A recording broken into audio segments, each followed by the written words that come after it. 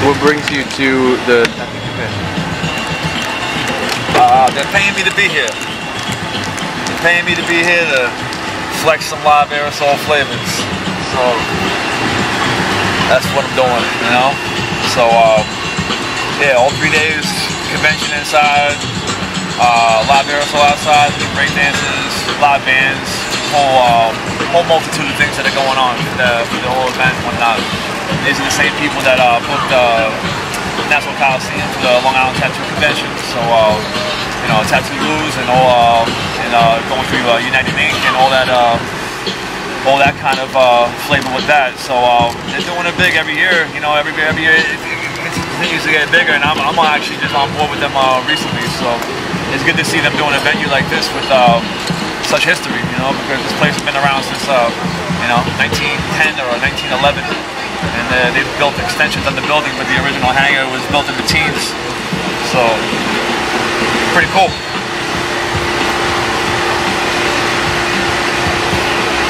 The piece that you're going to be doing here, what's that about? What's it based on?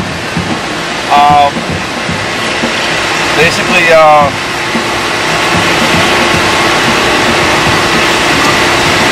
you say there's going to be like a photoreal chick, kind of like little Betty Page style with the bangs, you know, and but I'm gonna do like a tattoo flowing off her shoulder, and but it's gonna be lettering, you know, like wild style lettering, kind of like flowing from a tattoo, like possibly like grazing off the skin.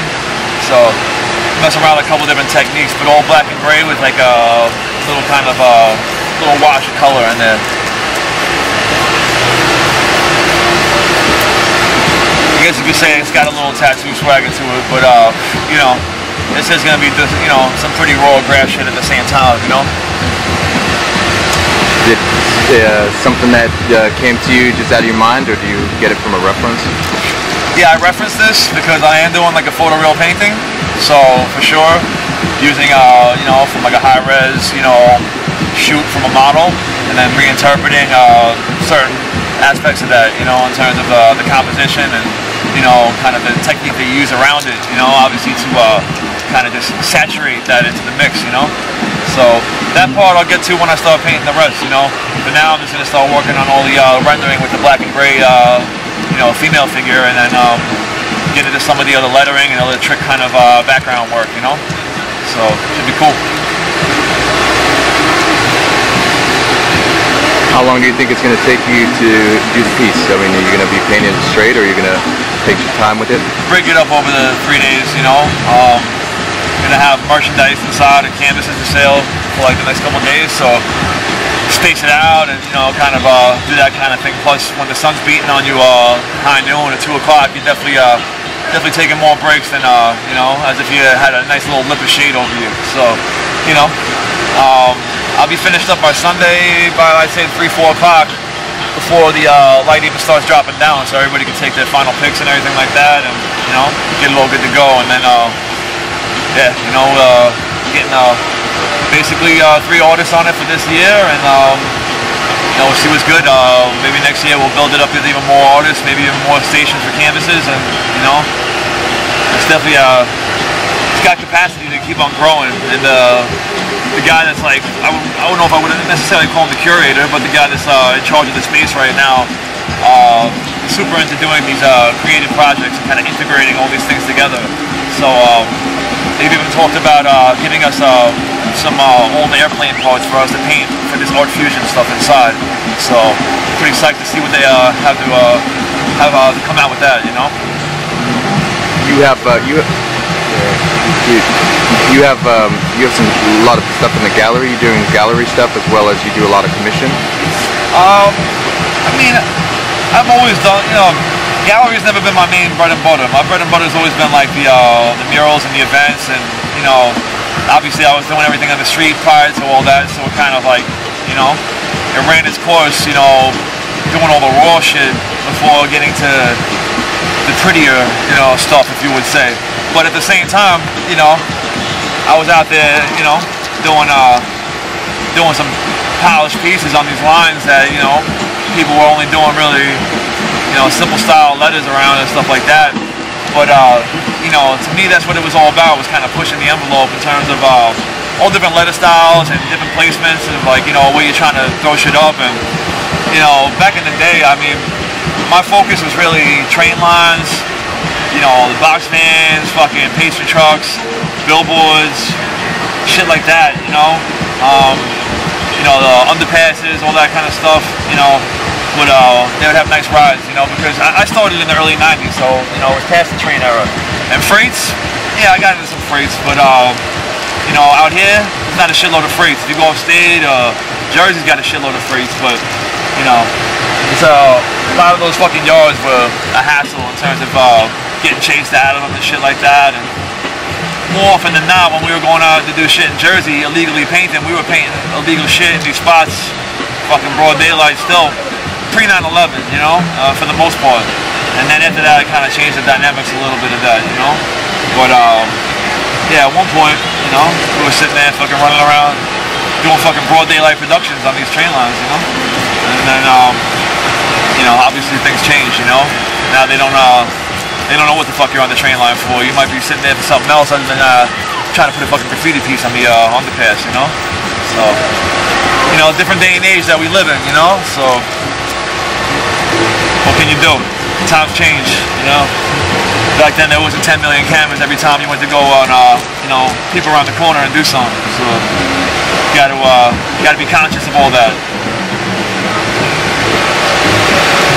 You've done a few big pieces for like VH1 or the MTV.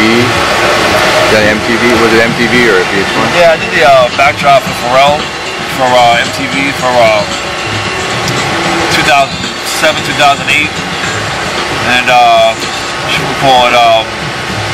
Did that? Did backdrops for Monster Energy drinks. I did a 2-story hangar upstate at Davenport Airport, and did work for Wrigley, React 5, for LATV, and some smaller stuff down there for like South by as well. But those are the heavier ones for all the corporate, you know.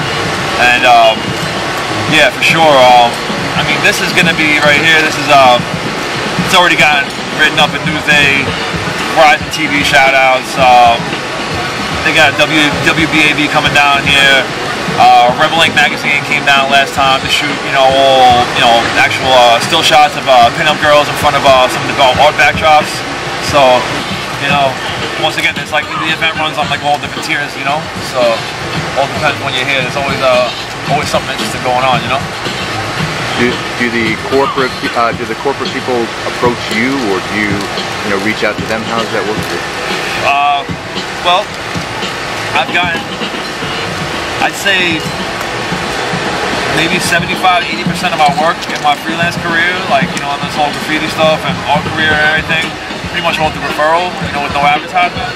But doing like the events, doing like, you know, the backdrops when you do shit for MTV, it usually trickles out, you know, into other accounts as a result, you know. So it's good, you know, obviously keep, you know, you want to do a lot of stuff for yourself and for local businesses and, you know, different art projects for galleries and all that, but, you know, staying in that kind of, you know, doing those kind of heavier scale gigs help with the bookings for other stuff as a result, you know, because right now, you know, a lot of people don't have a few $1,000s to shell out of the paint job, and it's not that everything costs a few $1,000s to get it done necessarily, but when you're talking about painting something like this size right here, you know, obviously, you know, you're talking about like $1,000 in materials alone just to cover the paint. So some people don't realize what the materials cost just in itself, let alone the labor that it takes, you know, to actually get the thing that, you know, done up to standard, you know. So I paint quick, you know, for sure. After 20 years doing it, you know, I'm definitely, you know, definitely an animal with it. But at the same time, you don't sacrifice quality. So if you're doing like rendering, it's a little slower. If you're doing like you know, it all depends what kind of style, you know. Everybody's kind of got a different feel for it, you know. I tend to do a lot of like a lot of chopping, what they call graffiti, with all like the line work and everything like that, to the point where I get the lines looking like it's almost masked off, but I'm doing it freehand. So it's a combination of all that, you know, heavy tight line work and calligraphied and thickened to thin lines, then with all the textured and transparent color effects and, you know, character work or whatever you're trying to bring into the mix, really, to have it come off, So yeah, every project's different. You got to bring something different into each one to try to elevate what you're doing. Ideally, sometimes that doesn't always happen, but usually before, you have the idea of trying to best yourself, not trying to be content with what you've already created a couple of years ago, or 10 years ago, or even maybe 6 days ago, always trying to, one-up yourself. And it's not that you're trying to do that to everybody else, it's trying to one-up yourself, trying to make sure that you keep all the blades sharp, keep on progressing, rather than staying in the same kind of motion,